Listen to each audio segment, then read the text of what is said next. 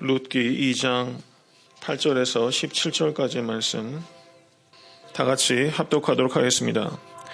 보아스가 룻에게 이르되 내 딸아 들으라. 이삭을 주우러 다른 밭으로 가지 말며 거기서 떠나지 말고 나의 소년들과 함께 있으라. 그들의 베는 밭을 보고 그들을 따르라. 내가 그 소년들에게 명하여 너를 건드리지 말라 하였느니라. 목이 마르거든 그릇에 가서 소년들이 기러온 것을 마실지니라.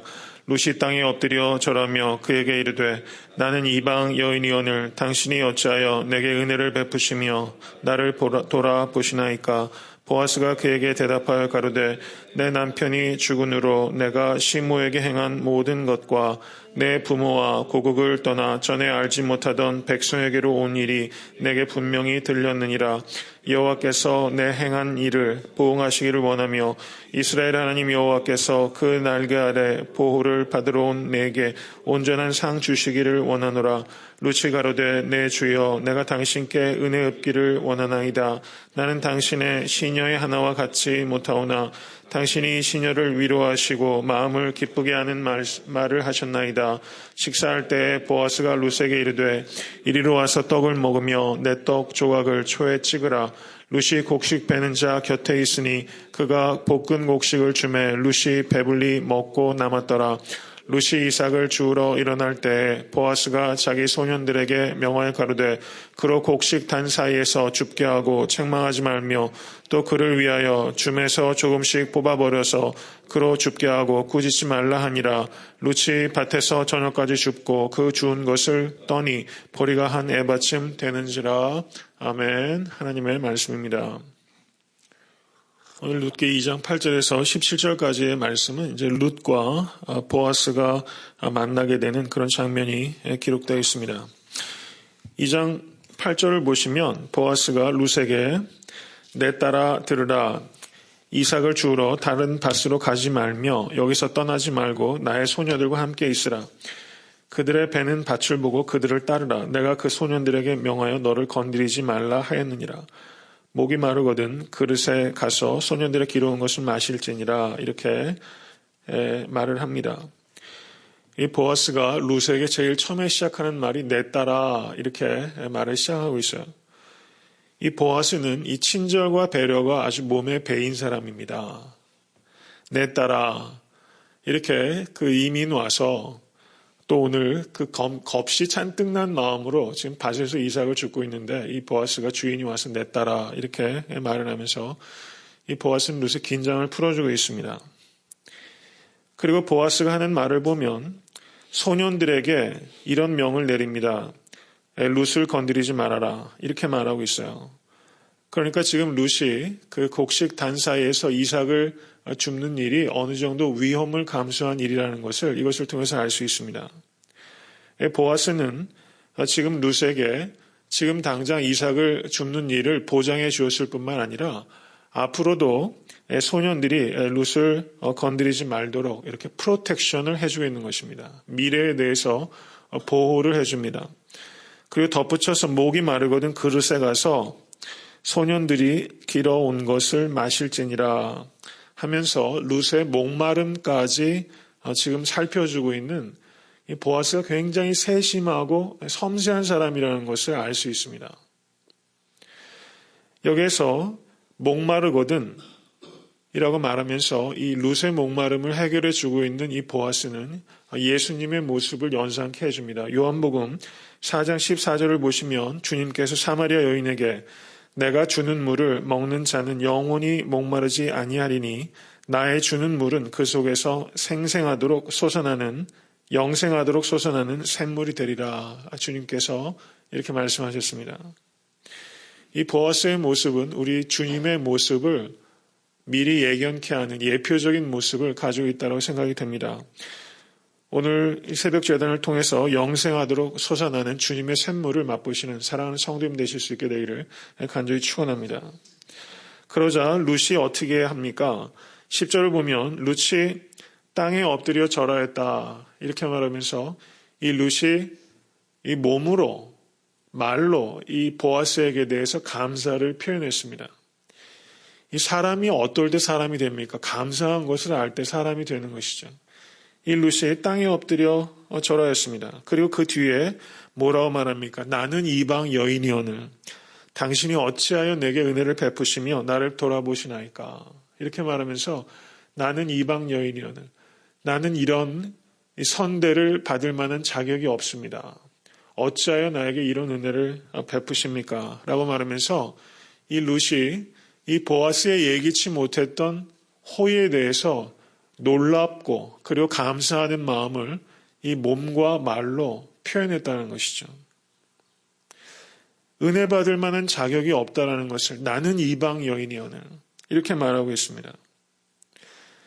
우리에게 이런 자세가 있어야 될 것으로 믿습니다. 우리가 예수 그리스도의 십자가에 그 은혜를 받을 만한 자격이 없었습니다.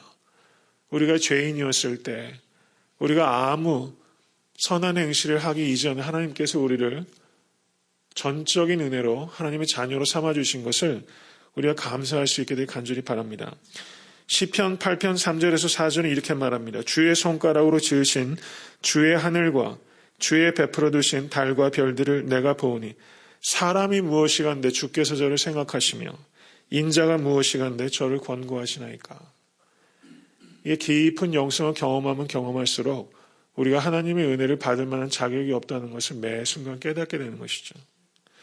오늘 아침에 이런 기도를 드릴 수 있게 되길 바랍니다. 하나님, 제가 무엇이간데 저를 권고하시나이까. 제가 무엇이간데 저에게 이런 은혜를 베푸시나이까. 이런 기도가 평생도록 끊이지 않게 되기를 간절히 소원합니다. 이에 그러자 보아스가 11절을 보시면 말을 또 이어갑니다. 참 유쾌한 대화들이 오가고 있어요. 정말 우리의 말들이 이런 대화가 되면 얼마나 행복할까 싶습니다. 이 보아스의 밭에서 이 보아스와 룻이 나눴던 대화, 이게 사람이 나눠야 될 대화입니다. 우리의 대화가 이렇게 경건하고 또 격려하는 이런 대화가 될 수 있게 되길 바랍니다. 보아스가 뭐라고 말합니까? 내 남편이 죽은 후로 내가 시모에게 행한 모든 것과 내 부모와 고국을 떠나 전에 알지 못하던 백성에게로 온 일이 내게 분명히 들렸느니라. 이렇게 말하고 있어요. 세상 사람들이 우리를 보고 있다는 것을 우리가 알아야 됩니다. 이게 음해하는 사람들이 있고 또 불가피하게 오해에 휘말릴 때도 있죠. 근데 롱텀으로 보면요. 사람들이 알아요. 우리가 어떤 생각을 하고 어떻게 행실을 하는지 우리의 진정성은 시간이 지나면 알려지게 된다고 믿습니다. 이 믿음이 없으면 정말 살기가 팍팍한 것 같아요. 알아요. 모든 사람들이 다 알지는 못하죠. 그래도 이런 보아스와 같은 사람, 생각하는 사람은 도대체 저 사람이 무슨 행동을 하는지를 보고 있다는 것입니다. 우리가 책임 있게 살아야 된다는 것을 이 룻을 통해서 알아야 되는 것입니다. 내게 분명히 들렸다. 이렇게 말하고 있습니다. 이 보아스가 하는 말이 참 귀한 말입니다. 내 남편이 죽은 후로 내가 시모에게 행한 모든 것과 내 부모와 고국을 떠나 알지 못하던 백성에게로 온 일이 내게 분명히 들렸다라고 말하면서 이 룻이 결정하고 지금까지 살아온 것에 대해서 이 보아스가 칭찬해주고 있어요. 칭찬해주면서 앞으로도 계속 그렇게 잘하렴 이렇게 격려 응원해주고 있습니다. 지난인들에 대해서 칭찬해주고 이런 칭찬의 목적은 무엇입니까? 앞으로도 시어머니 잘 모시고 그렇게 살아라. 이런 응원이 담겨 있는 거죠. 이 두 가지가 참 필요한 것입니다. 칭찬과 응원. 우리가 이런 일들을 잘 감당할 수 있는 축복의 달인이 될 수 있게 되기를 주님의 이름으로 축원합니다. 그리고 보아스가 그 뒤에 계속해서 말하는 말씀이 12절에 여호와께서 내 행한 일을 보응하시기를 원하며 이스라엘의 하나님 여호와께서 그 날개 아래 보호를 받으러 온 내게 온전한 상 주시기를 원하노라. 아멘. 이제 하나님께 기도하고 있는 거예요. 사실은요.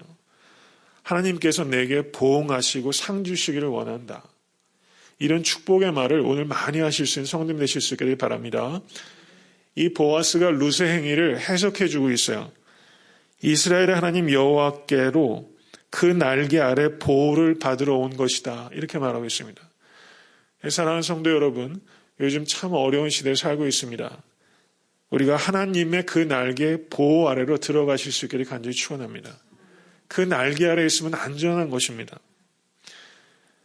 내게 보응하시기를 원하며 상 주시기를 원한다 라고 말하고 있어요. 그런데 어떻게 합니까? 보아스가 이렇게 축복만 해주고 자기가 아무 일도 안 하는 것이 아니라 보아스가 이 말은 사실은 기도의 말이죠. 하나님께서 내게 상 주시길 원한다. 그런데 그 상을 사람을 통해서 하나님께서 주십니다. 그 상을 하나님께서 누구를 통해서 룻에게 줍니까? 보아스를 통해서 주는 거예요.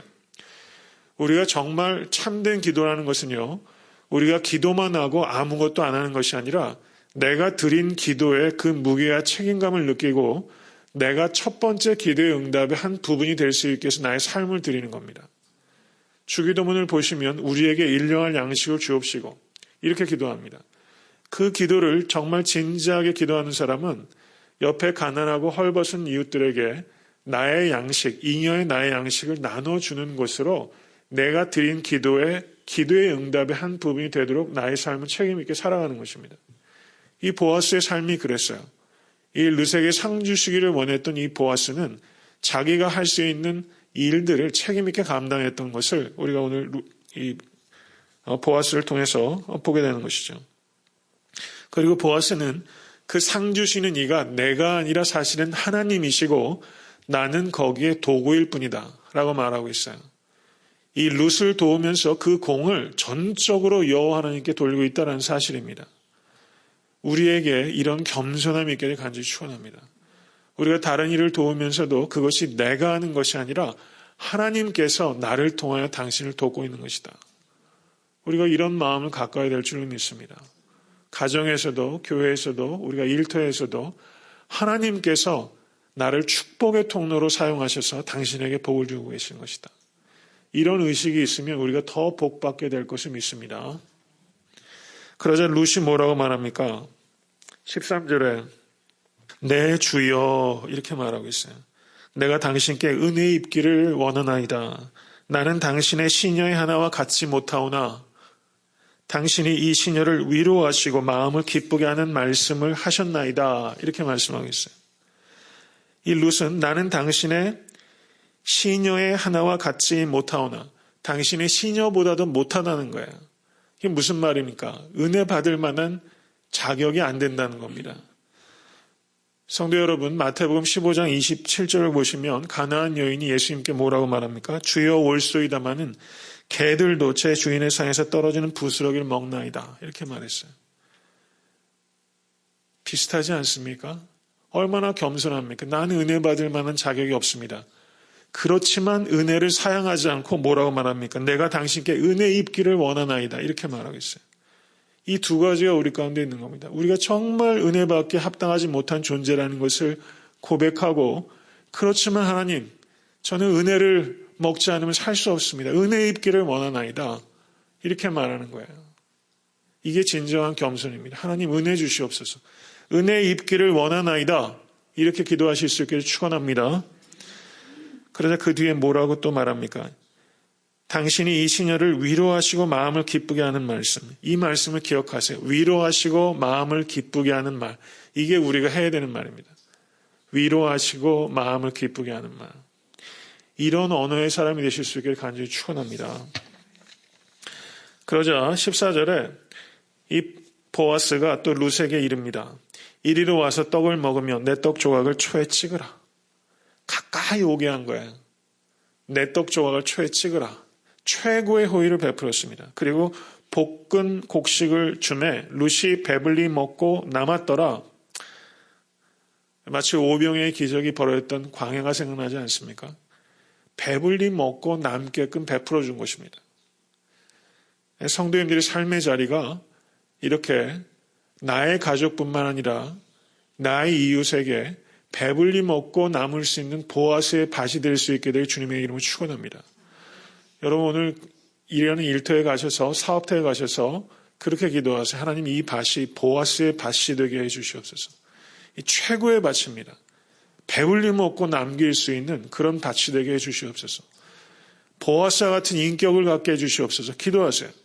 왜 안 주시겠습니까? 어려운 시간들 다 통과하시고 성도님들의 기업이 이 보아스의 밭, 이 정말 기가 막힌 밭 아닙니까? 이런 밭이 되기를 간절히 축원합니다. 룻이 이삭을 주우러 일어날 때 보아스가 자기 소년들에게 명하여 가로되 그로 곡식단 사이에서 줍게 하고 책망하지 말며 또 그를 위하여 줌에서 조금씩 뽑아버려서 그로 줍게 하고 꾸짖지 말라. 이 룻이 나갔지요. 근데 보아스가 자기의 일꾼들에게 지금 당부하고 있어요.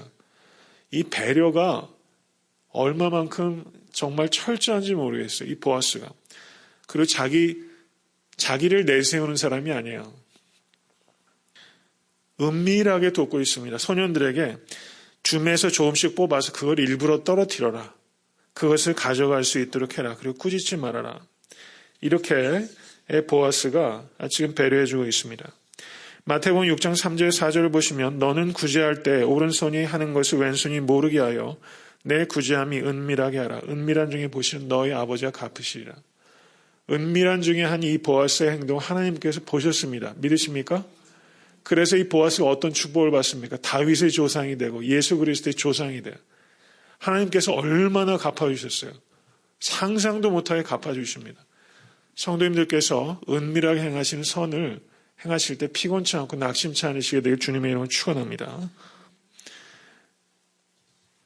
이 종들이 이 보아스에게 참 많이 배웠을 거예요. 줌에서 일부러 뽑아서 그것을 버려라. 우리 주인이 얼마나 대단한 사람인지 이 종의 감동이 있었을 겁니다. 나도 저런 주인이 돼야 되겠다. 이런 생각 안 하겠어요? 나도 여유가 있으면 나도 좀 줌에서 뽑아서 땅에 뿌리는 사람이 돼야지. 이 종들에게 이런 교육이 없다는 것입니다. 경건한 종들을 만들어내는 것입니다. 이런 역할들을 감당하실 수 있기를 간절히 바랍니다. 17절은 룻이 밭에서 저녁까지 죽고 그 죽은 것을 떠니 보리가 한 에바쯤 되었더라. 이 한 에바는 뜻은 바구니라는 뜻입니다. 이게 양이 22리터 정도예요. 호멜의 10분의 1입니다. 쌀 12대 정도에 해당되는 양을 이 룻이 거두었어요. 저녁까지 주셨다라고 말하고 있습니다. 앞에 보시면 아침에 와서 저녁까지 주셨어요.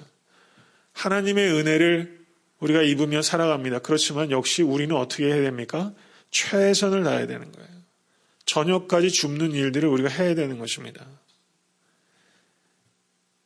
마지막까지 최선을 다하는 모습이 바로 이 룻에게 있었어요.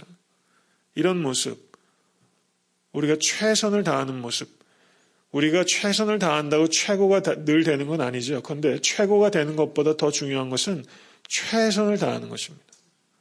하나님께서는 최선을 다하는 사람에게 상 주시는 분이세요. 이것을 기억하실 수 있게 간절히 축원합니다. 조지 휘필드라는 그 위대한 영국의 목사님이 있습니다. 이분이 이런 말을 했어요. 게으름으로 녹슬어 없어지기보다는 마지막까지 최선을 다하다가 닳아서 없어지는 인생이 되고 싶습니다. 성도님들, 우리 녹슬어 버리지 마십시다. 닳아서 없어질 때까지 충성하십시다.